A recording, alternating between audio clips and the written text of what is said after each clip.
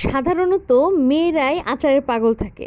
তবে আমার ২ ছেলে যেই পরিমাণ আচার পছন্দ করে, সেই পরিমাণ পছন্দ মনে হয় কোনো মেয়েও করে না। আজকে আমার ছেলেদের যেহেতু পছন্দ আর জলপাইয়ের সিজন, এর জন্য বাবুদের বাবাকে বলেছিলাম এই জলপাই আনতে। হ্যালো এভরিওয়ান, আসসালামু আলাইকুম। আমি আজকে আচার বানাবো। আর আচারটা সম্পূর্ণ আমার রেসিপিতে, কোনো ইউটিউব দেখে না, ফেসবুক দেখে না, আমি আমার মতো করে বানাবো, সেটা আপনাদের সাথে শেয়ার করছি। এই যে আমি সবগুলোকে ধুয়ে নিলাম। তবে ফেসবুক, ইউটিউবে আমি কিন্তু দেখেছি তারা গোটা গোটা এইভাবে করে সেদ্ধ করে তারপর আচারটা বানায়। তবে আমার কাছে মনে হয় কি মশলাটা ঢুকে না। আর এই দেখেন আচার বানাইতে গিয়ে কি বিপদে পড়লাম। আমি এটাকে সেদ্ধ দিয়ে বাচ্চাদের পড়াতে গেছি, যেহেতু ফাইনাল পরীক্ষা, এসে দেখি সব পুড়ে ছাই। তো যে অংশগুলো পুড়ে গেছে হাত দিয়ে উঠিয়ে রেখে আমি একটু ঠান্ডা হওয়ার পর একদম হাত দিয়ে ম্যাশ করে নিচ্ছি।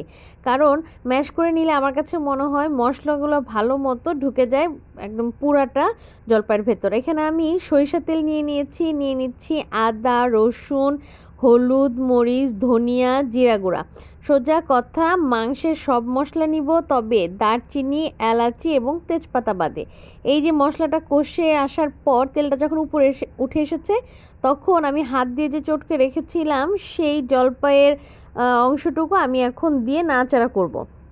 তবে খুবই লো মিডিয়াম হিটে রেখে এটা করতে হবে, কারণ আমি যেহেতু বাবুদেরকে পড়তে বসিয়ে এই কাজটা করছি, বারবার কাছে থেকে নাড়া সম্ভব না। আমি কিছুক্ষণ পর পর এসেই নেড়ে দিচ্ছি। আর চিনিটা দিয়ে দিলাম, যেহেতু চিনি থেকেও পানি উঠে, এটা দিয়ে কষানো হয়ে যাবে। আর সামান্য পরিমাণে লবণ। আর এই যে এইভাবে করে কিন্তু আমি কিছুক্ষণ পর পর বাচ্চাদের পড়িয়ে পড়িয়ে এসে আবার দেখে যাচ্ছিলাম কি অবস্থা। আমার কাছে চেখে মনে হলো চিনিটা কম হয়েছে, আমি দ্বিতীয়বারে আবার দিলাম। এই যে আমি একটু খেয়ে দেখছি চিনির কি অবস্থা, এখন মনে হচ্ছে না ঠিক আছে।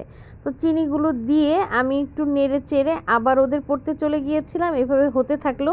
আর এদিকে আমি কিন্তু আগে রেডি করে নিয়েছিলাম, এটা হলো 5 ফোড়ন একটু ভেজে গুঁড়া করেছি, আর শুকনো মরিচও ভেজে একটু গুঁড়ো করে নিয়েছিলাম। আর এই দেখেন কালারটা কিন্তু আস্তে আস্তে চেঞ্জ হচ্ছে। আমি কিছুক্ষণ পরে পরে এসে নেড়ে যাচ্ছিলাম। আর লো মিডিয়ামে হিটে রাখলে হয় কি পোড়ার আর কোনো ঝামেলা থাকে না। আচারটা পুড়ে গেলে কিন্তু খেতে একটা তেতো ভাব লাগে, খেতে ভালো লাগে না। তো এই পর্যায়ে আমি এখন এই যে 5 ফোড়ন যে ভেজে গুঁড়ো করে রেখেছিলাম সেগুলো একটু দিয়ে দিচ্ছি। আর ঝালটা পরিমাণ মতো, আমার বাবুরা কিন্তু ঝালও বেশ ভালোই খেতে পারে।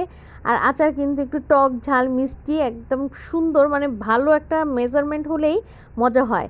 টক ঝাল মিষ্টির কম্বিনেশনে আমার আচারটা এত মজা হয়েছিল, আমি নিজেই বলতে পারবো না যে এত মজা কিভাবে হলো, আমি নিজেই অবাক।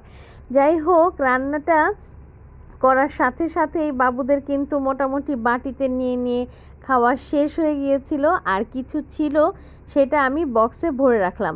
যেহেতু এখন জলপাইয়ের সিজন, আপনারা ওইভাবে বানিয়ে ফ্রিজে ফ্রোজেন করতে পারেন আর নিজেরাও খেতে পারেন। আর ভিডিওটা কেমন লাগলো অবশ্যই কমেন্ট করে জানাবেন। সবাই ভালো থাকবেন। আল্লাহ হাফেজ।